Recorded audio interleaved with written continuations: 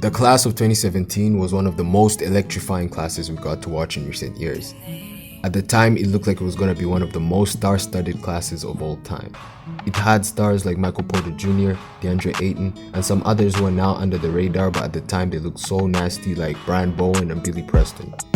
But one thing that made this class so special was the elite point guards that graced it. Led by Trevon Duval as the number 1 point guard, there was also Collin Sexton and Jaylen.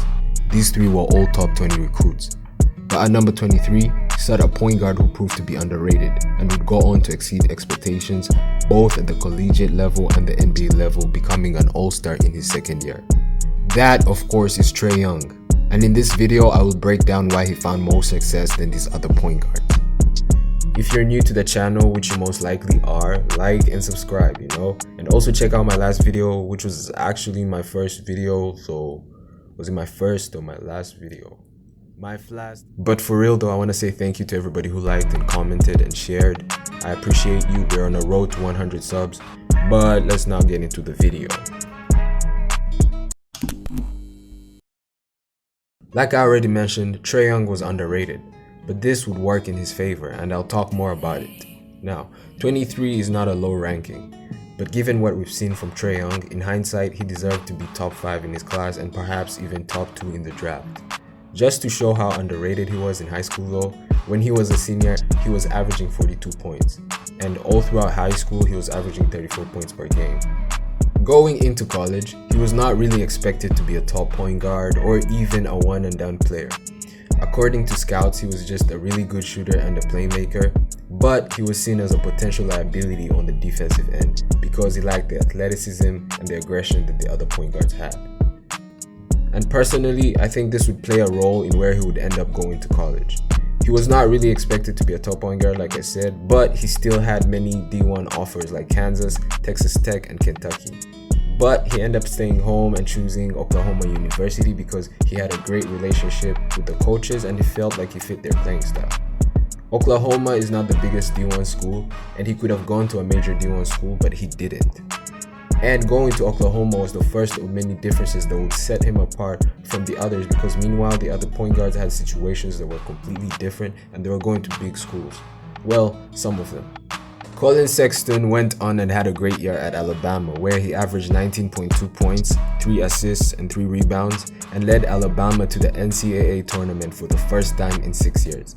And that was of course with his infamous 3 versus 5 game where he scored 40 points and they almost won the game too.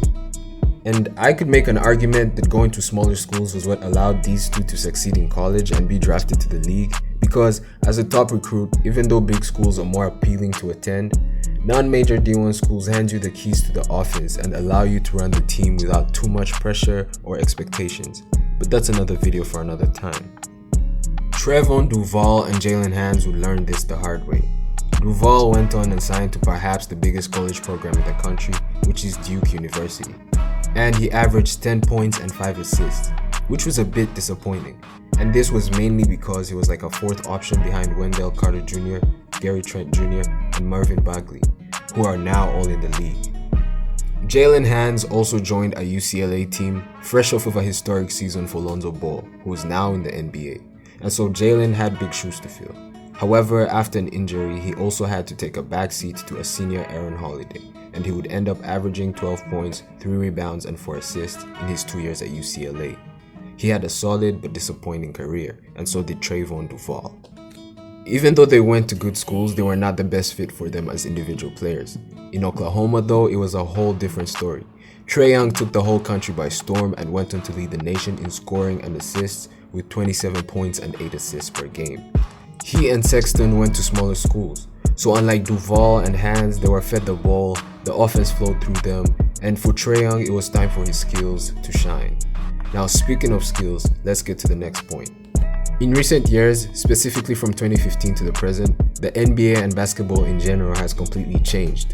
In a league that used to be about athleticism and dominating in the paint, pace and 3-point shooting have become the most demanded skills in the league to this day, especially for point guards.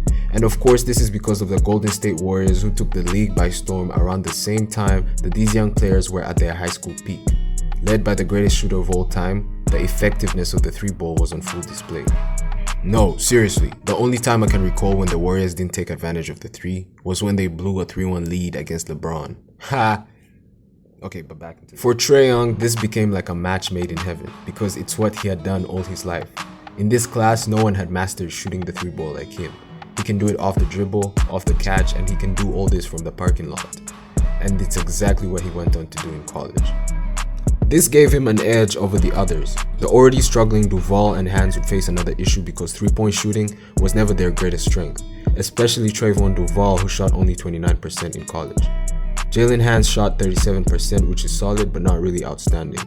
Their college careers, situations, and skill set put them in position for their futures. Trae Young was taken 5th by the Atlanta Hawks, and Collin Sexton went number 8 to the Cleveland Cavaliers. Hans would go on to become a late second round pick, and Trevon Duval would go undrafted, but now the two are both in the G League. For Trae Young, being underrated and going to a not so famous basketball program turned out to be the best thing for him. That paired with his insane skill that would produce the All-Star we see today. Apart from what's already been mentioned, another reason why Trae Young is having a better NBA career than Collin Sexton is because he's the go-to player for his team, unlike Collin Sexton, who's in a weird situation in Cleveland where he has to share the ball with Darius Garland, Tristan Thompson, and Kevin Love.